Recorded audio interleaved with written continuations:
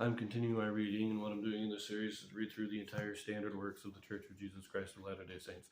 This consists of the Bible, the Book of Mormon, the Doctrine and Covenants, and the Pearl of Great Price. I am reading in a chronological order of events, not according to publication or volume, so I will be skipping around a little bit as I move along, especially after I get past the time of the Judges. Right now, I am still reading in the Book of Numbers, and this will be chapter 35. Levites to possess their own cities, cities of refuge established for those guilty of manslaughter. Murderers shall be executed by the revenger of blood.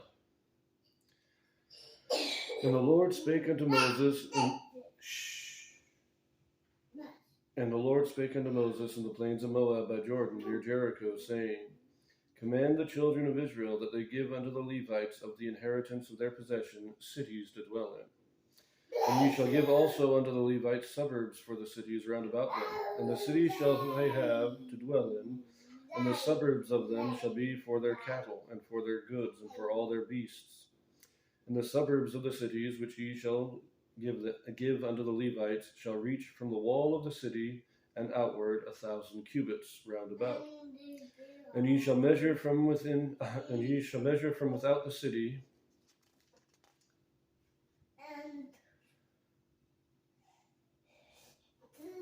on the east side 2,000 cubits, and on the south side 2,000 cubits, and on the west side 2,000 cubits, and on the north side 2,000 cubits. And the city shall be in the midst. This shall be to them the suburbs of the cities. And among the cities which ye shall give unto the Levites, there shall be 6 cities for refuge, which ye shall appoint for the manslayer, that he may flee thither, and to them ye shall add 42 cities. So all the cities which ye shall give to the Levites shall be 48 cities. Them shall ye give with their suburbs. And the cities which ye shall give shall be of the possession of the children of Israel. From them that have many ye shall give many. But from them that have few ye shall give few. Every one shall give of his cities unto the Levites according to their inheritance which he inheriteth. Okay, so remember, a cubit is approximately 1.5 feet. I mean, it might be 20 inches, but it's approximately 1.5 feet. Or it's the measurement of the tip, from the tip of the finger to the elbow, which, depending on who's measuring it, will be somewhat different. But they did have a standardized measurement here, because they talked about the cubits of the sanctuary. And so they did have a standardized measurement. It's just kind of hard to pinpoint what their standard was. So we estimate 1.5 feet. So 1,000 cubits is 1,500 feet, right? 2,000 cubits would be 3,000 feet. 2,000 cubits would be 3,000 feet. And that's about 2/3 of a, well, it's a little less than 2/3 of a mile. So the cities of the Levites were not big. These were not large cities. They were given the area of approximately, it was supposed to go out 2,000 cubits from the center of the city. You go 2,000, 1,000 for the city, 1,000 for the suburbs. That'd be about 3,000 feet and 3,000 feet. You're talking a little over a mile in total breadth for each of these cities. Not very big. But they were given 48 cities of this size spread out throughout Israel. On average, each of the other tribes would be giving 4 cities to the Levites. Now let us read about these cities of refuge. And the Lord spake unto Moses, saying, Speak unto the children of Israel, and say unto them, When ye be come over Jordan into the land of Canaan, then ye shall appoint your cities to be cities of refuge for you, that the slayer may flee thither, which killeth any person at unawares. And they shall be unto you cities for refuge from the avenger, that the manslayer die not, until he stand before the congregation in judgment. And of these cities which ye shall give, 6 cities shall ye have for refuge. Ye shall give 3 cities on this side Jordan, and 3 cities shall ye give in the land of Canaan, which shall be cities of refuge. These 6 cities shall be a refuge both for the children of Israel, and for the stranger, and for the sojourner among them. that every one that killeth any person unawares may flee thither.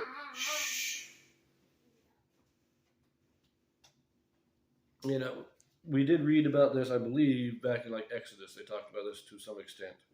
But this is where we're going to get the more detailed explanation, anyways, because I know they talked about cities of refuge, but we got 3 on the east side of Jordan and 3 on the west side of Jordan. And if you kill somebody, it's actually no matter what, if you kill somebody, whether you do it on purpose or not, you can flee to a city of refuge. And then the Avenger of Blood can't kill you until you have had a trial. So we get into more specifics here, but the Avenger of Blood is basically the closest living male relative. And the Slayer, of course, is the person who killed somebody. So let us get a little bit more detail here. Verse 16. And if he smite him with an instrument of iron so that he die, he is a murderer. The murderer shall surely be put to death. And if he smite him with throwing a stone wherewith he may die, and he die, he is a murderer. The murderer shall surely be put to death. Or if he smite him with an hand weapon of wood, wherewith he may die, and he die, he is a murderer. The murderer shall surely be put to death. The revenger of blood himself shall slay the murderer when he meeteth him. He shall slay him.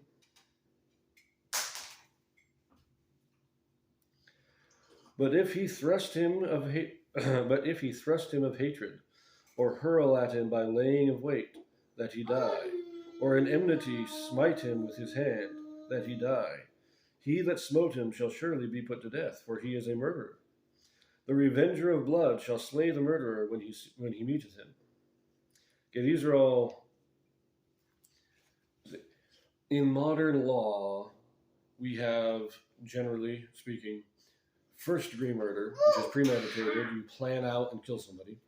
You then have second-degree murder, which is in the spur of the moment you kill somebody. That's a lot of what this is talking about. If you lay in wait for him, that's premeditated. But if you hit him with something that can kill him, and you are knowingly hitting him with something that can kill him, that's murder. That's second-degree murder. You're trying to kill him. And regardless, in the law of Moses, murderers are executed. Manslaughter is what we're about to read about in a minute. In modern law, manslaughter is when you attack somebody without the intent of killing. You get into a fist fight. You're not really intending to hurt anybody. You're just getting into a tussle and they die. That's manslaughter.